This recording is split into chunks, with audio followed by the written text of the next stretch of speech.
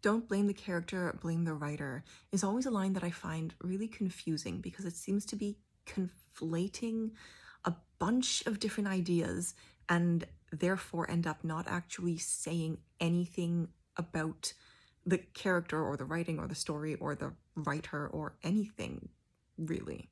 There definitely are instances where a character does something that seems very, very out of character. Something that's just not believable for this character to do in this situation.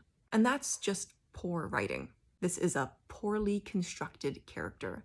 This is an inconsistent character. Sometimes a character will do something completely out of character, and it's very clear that the author is just making them do it for plot reasons. This thing had to happen for the plot, so even though it doesn't make any sense for the character, this is what's happening. And that's bad writing. But we shouldn't even be talking about blaming the character because we're not talking about the character's actions. Like within the world of the story, the character is to blame for their actions. But the story is poorly written, and that's what we're focusing our criticism on. But then in other cases, characters will do something very bad, very immoral, but it's not a contradiction.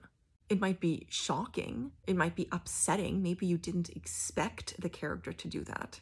Maybe it completely changes your view of the character. But it's not out of character. It doesn't contradict what we know of this character. It just adds new information, troubling information, but new information. And sometimes even in those situations, people will say, it's not the character's fault, it's the author's fault. Ultimately, yeah, everything that happens in the story is the author's fault because the author wrote it. But why are you pointing that out about this specific action? In that case, we can't talk about characters at all. I do think that it is often useful to look at a text and a character through both a Watsonian lens and a Doylist lens. But blaming the author does not absolve the character of their sins.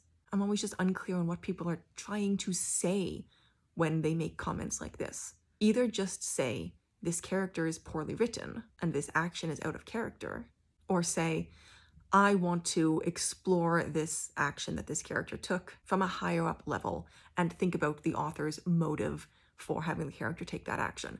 Either of those approaches is completely fine, but don't blame the character, blame the author, just doesn't make sense.